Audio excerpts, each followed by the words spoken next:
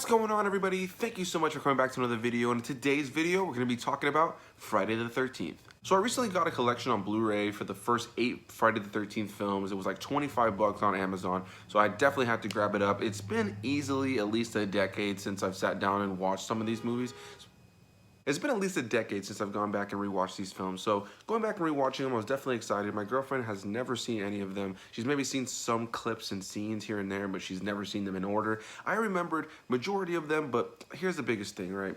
Going back and rewatching them, at time of filming this, I have watched the first 5, and the biggest thing that I can take away from this franchise so far is the fact that a lot of them are exactly the same movie. I'm thinking about doing the second and third film together in a joint review, mainly because they're essentially the same film, and they're essentially the first film, but with Jason, and we'll get into that in a second. I'm definitely just going to be talking spoilers here, so if you have not seen 1980s Friday the 13th, you may want to just leave if you don't want to get any spoilers, but yeah, let's get into this movie. So going back to revisit it, the biggest thing that I can say without a doubt is just completely laughable is the acting in this franchise. I mean, it is hysterical. It really is really bad in this entire franchise. I have not seen a good performance yet in 5 films. Everybody in this whole franchise gives really over-the-top bad performance. The acting is really bad. And one thing that just was really surprising to me that I completely had forgotten is, like I just mentioned, this film came out in 1980. This came out the exact same year as The Empire Strikes Back. And it just goes to show how George Lucas, Irving Kershner, and everybody who was working on Star Wars was really ahead of the game. It's part of what made Star Wars this huge phenomenon. You had a movie like The Empire Strikes Back come out the exact same year as this, Friday the 13th. They're just night and day in filmmaking. The camera quality, the performances, the storytelling, it's just insane. Now, without a doubt, everybody knows that horror has always been a lower budget film genre. It just is what it is, and it tends to work for it. You know, a lower budget can add this creepier element to it, that kind of, you know, hands-on kind of feel to filmmaking. You know, you can look at a movie like Evil Dead that Sam Raimi did back in the day.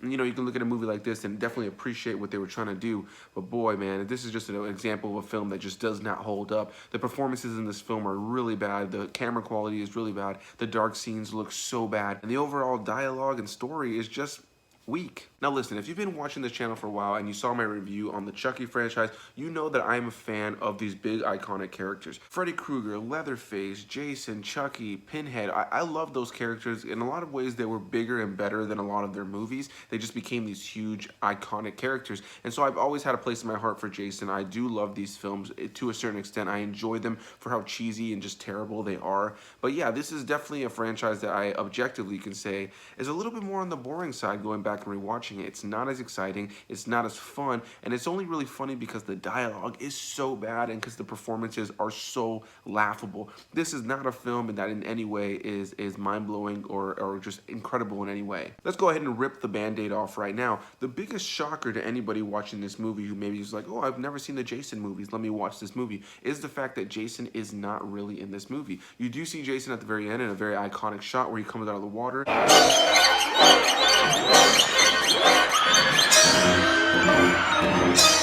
I always loved that scene. I felt like it was really well done. It was a little bit off-putting, and it was something that always stuck with me growing up as far as this film. But yeah, the other big reveal is that the killer the entire time is actually Jason's mother. Did you know that a young boy drowned the year before those 2 others were killed? The counselors weren't paying any attention. They were making love while that young boy drowned. His name was Jason. So I think if you're going into this thinking, oh, I've never seen the Jason movies, if you have the collection like I have where it has Jason with the hockey mask on the cover, you're not going to get that for a couple more films. So yeah, I think it's one of the best things about it is like, oh, it can be a nice shocking reveal for some people who have never seen the movie. Of course, I'm spoiling it here because who cares, really? Honestly, who cares when it comes to this franchise? Because this franchise really just becomes a lot of crap, to be honest. You could tell that they made a profit off of this movie. The character of Jason started getting bigger with each and every movie, and you can see it with the release schedule. They were releasing a movie every year. The second movie comes out the year after this film came out, and the next movie follows, and the next movie follows, and the next movie follows. They were shelling these things out so quickly, there was no time to write and develop any sort of real story. It was all really about getting the effects done and getting a bunch of characters together that were just going to get killed. And in this situation, yeah, this is the first one, so I think it's easily one of the more iconic ones. Definitely the whole thing with Jason's mom at the end is kind of creepy, and her character is kind of creepy as the films go on. But yeah, you know, it's just about this mom who's going around killing these camp counselors because of the fact that Jason died years earlier. He drowned because some of the camp counselors were having sex and they weren't paying attention. He ends up drowning. So now it's his birthday and Jason's mom is here to kill all them, and she's like talking to Jason at times. She's like, yes, Jason, yes, I'll kill them for you. Kill her, Mommy. Kill her. Don't let her live. I won't, Jason. I won't.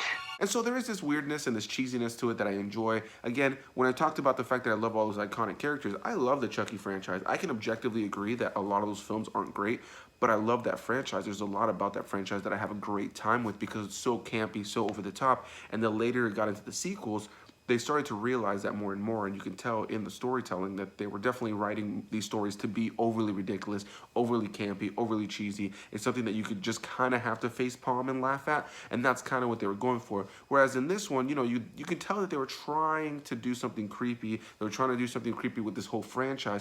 Later on into the franchise, I know the latter half of Friday the 13th franchise is definitely more on the self-aware, cheesy side, and I think that's the best place for these kinds of films, because when they try to take it too seriously or try to scare you legitimately, it just doesn't work. And realistically, when you go back and watch this film, even if you have some sort of attachment to it, like I do to some extent, you just have to objectively agree with the fact that it's just not mind-blowing. The storytelling is not gripping, the characters are not well done, the writing is not well done. And one thing that I really didn't like about this movie that I forgot about it was the fact that you really don't know who the main character is or who the focal point of this film is until a little bit around the halfway point of the film. You meet a girl at the very beginning of the film who hitches a ride with this guy, and you think that she's the main character because you spend a good chunk of the very beginning of the film with her, and yeah, she just ends up getting killed and just gets thrown away, and just like every other character in this film.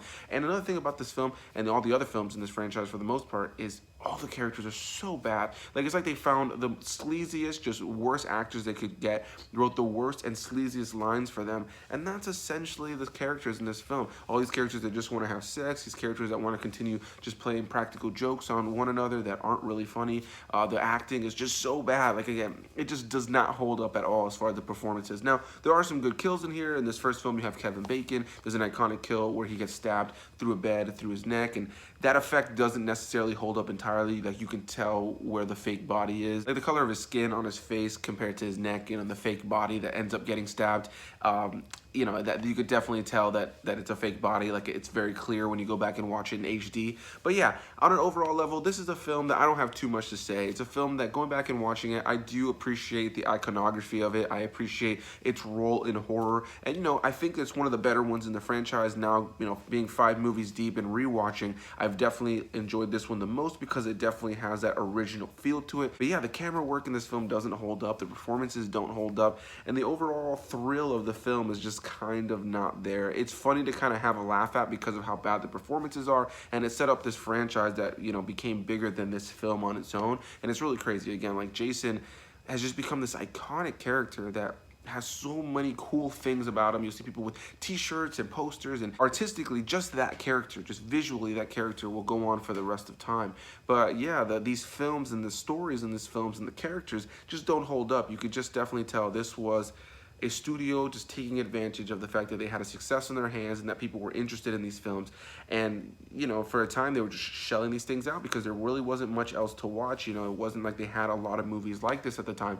And, you know, it just does not hold up. This is a franchise that just really is not on the good side of aging. It just has not aged well in any way, shape, or form. So maybe you disagree with me in a big way. I know some people just love this franchise and are just so in love with Friday the 13th and Jason. And I love the character. I have an attachment to these campy, over-the-top, cheesy franchises, but I think sometimes, to its detriment, these movies tend to take themselves a little too seriously, and you can't help but laugh at them rather than with them. And I think that, you know, going back to watch these movies, it's definitely not very good. At times it's a little bit boring, and I just found myself just not loving the rewatch of this movie. And, you know, I'm gonna be doing the rest of the franchise, so hopefully the later we get into the franchise in my rewatch, and some of these movies definitely have some bigger twists and turns and characters that I enjoy a little bit more, I may have some more positive things to say. But yeah, this is the epitome of a film that just has not aged well. I do appreciate its place in horror history. I do appreciate its role as a film and what it's set up for the future. I love that scene at the very end with Jason when he comes out of the water, and I do enjoy the stuff at the very end with the mom. I think, again,